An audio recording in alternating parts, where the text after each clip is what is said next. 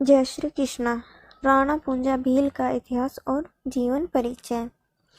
जब भी हल्दी घाटी के युद्ध की बात आती है तब राणा पूंजा भील को भी जरूर याद किया जाता है, क्योंकि हल्दी घाटी के युद्ध को जीतने में महाराणा प्रताप का साथ राणा पूंजा भील ने बखूबी निभाया था।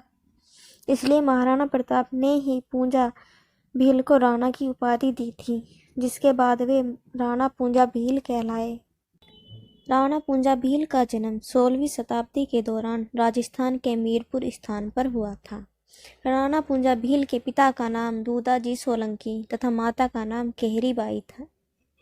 कहते हैं कि बहुत ही कम उम्र में राणा पूंजा भील को गांव का मुखिया बना दिया था, क्योंकि वह बचपन से ही बहादुर व पराक्रमी थे। राणा पूंजा भील को जब कम उम्र की आयु में गांव का मुखिया बना दिया गया, तब उन्होंने अपनी कुशलता से गांव का ऐसा विकास किया कि बहुत ही जल्द उन्हें भोमट का राजा बना दिया गया। राजा बनने के बाद राणा पूंजा भील अरावली की संपूर्ण पहाड़ियों में राज करने लगे।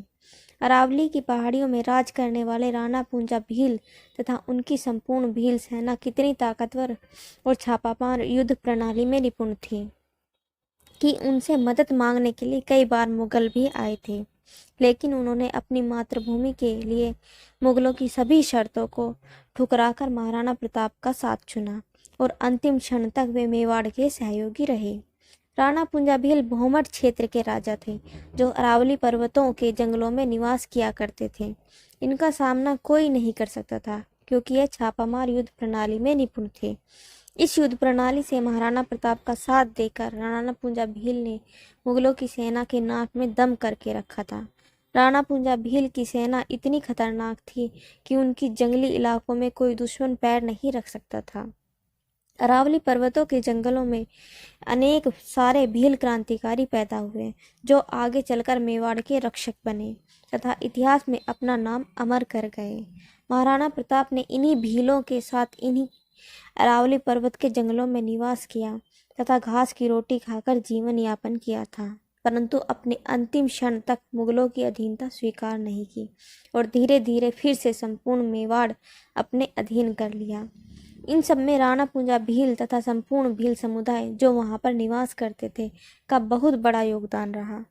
मेवाड़ के तत्कालीन राणा उदय सिंह की मृत्यु के पश्चात महाराणा प्रताप के भाई शक्ति सिंह मेवाड़ की गद्दी पर बैठ गए थे, परंतु यह मेवाड़ को मंजूर नहीं था। कुछ ही समय बाद सभी सरदारों और सेनापतियों के साथ महाराणा प्रताप ने मेवाड़ की तरफ आगाज किया, जिससे घबराकर शक्ति सिंह मेवाड़ छोड़कर भाग गए तथा मुगलों से संधि कर ली। उसके बाद महाराणा प्रताप का राज तिलक हुआ। महाराणा प्रताप ने मेवाड़ की राजगद्दी संभालते ही अकबर की अधीनता स्वीकार करने से मना कर दिया। उसके बाद अकबर संपूर्ण मेवाड़ के आसपास के सभी राजाओं महाराजाओं को अपने अधीन कर दिया, जिससे महाराणा प्रताप अकेले पड़ गए। फिर भी महाराणा प्रताप ने अकबर की स्वाधीनता स्वीकार करने से मना कर दिया तथा स्वतंत्र ही अपनी मातृभूमि की रक्षा करने का फैसला किया। अकबर द्वारा भेजे गए संधि प्रस्ताव को महाराणा प्रताप ने बार बार ठुकराया। फिर भी अकबर ने एक से बढ़कर एक संधि प्रस्ताव महाराणा प्रताप के लिए भेजे, जिनमें अकबर ने महाराणा प्रताप को केवल उनकी अधीनता स्वीकार करने के लिए कहा।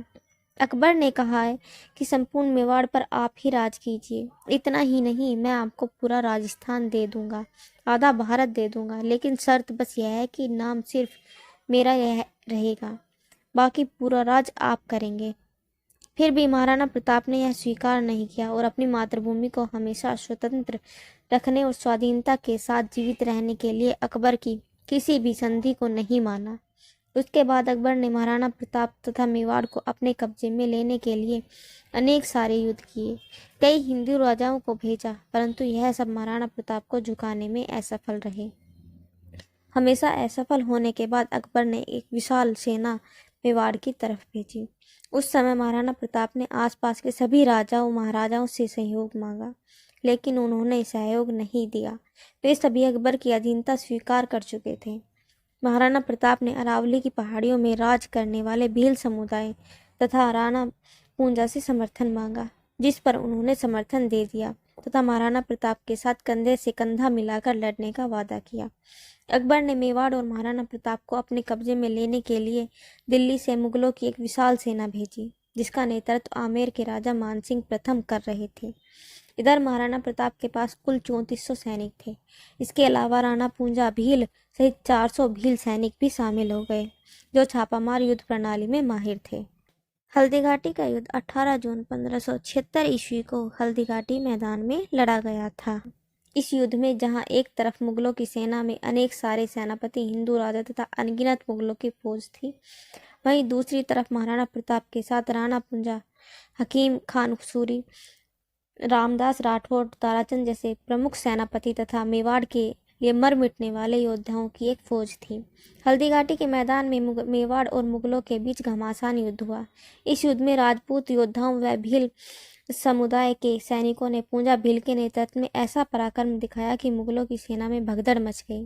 राणा पूंजा की सेना ने तीर की नोक पर जहर लगाकर तीर छोड़े थे, जिससे मुगल सैनिकों को ढेर लगने शुरू हो गए। देखते ही देखते वीर सैनिकों के साथ महाराणा प्रताप ने हल्दी घाटी के युद्ध में विजय प्राप्त कर ली। मुगलों और मेवाड़ के बीच लड़े गए हल्दी घाटी के युद्ध में महाराणा प्रताप का मेवाड़ की तरफ से साथ देने वाले पूंजा भील का योगदान अद्भुत था। महाराणा प्रताप पूंजा भील तथा उनके साथियों से काफी खुश हुए, इसलिए उन्होंने पूंजा भील को राणा की उपाधि दे दी। हल्दी घाटी का युद्ध समाप्त होने के बाद महाराणा प्रताप ने मेवाड़ के राज्य चिन्ह पर एक तरफ राजपूत सैनिकों तो दूसरी तरफ भील सैनिक की आकृति चिन्हित करवाई थी। यह आज भी इस बात का प्रतीक है कि मेवाड़ के स्वतंत्र और स्वाधीनता के लिए जितना बलिदान और योगदान राजपूतों ने दिया, उतना ही भील समुदाय ने भी दिया था। महाराणा प्रताप द्वारा पूंजा भील को राणा की उपाधि दिए जाने के बाद उनके वंशज तथा भील समुदाय राणा भील नाम से जाना जाने लगा। हल्दी घाटी के युद्ध तथा मेवाड़ का सहयोग करने वाले भील समुदाय को वर्तमान समय में राणा भील नाम से जाना जाता है, जो आज भी मेवाड़ के आसपास तथा अरावली की पहाड़ियों में निवास करते हैं। वीर योद्धा राणा पूंजा अत्यंत कुशल और शूरवीर योद्धा थे, जिन्होंने अपनी कुशलता और बौद्धिकता से महाराणा प्रताप के साथ मिलकर मुगलों के छक्के छुड़ा दिए, जिसके बाद अकबर ने कभी भी मुड़कर मेवाड़ की तरफ नहीं देखा। Thanks for watching. अगर आपको ये वीडियो अच्छी लगी हो तो please like, share and subscribe my channel और मुझे कमेंट करके ज़रूर बताना। Thank you.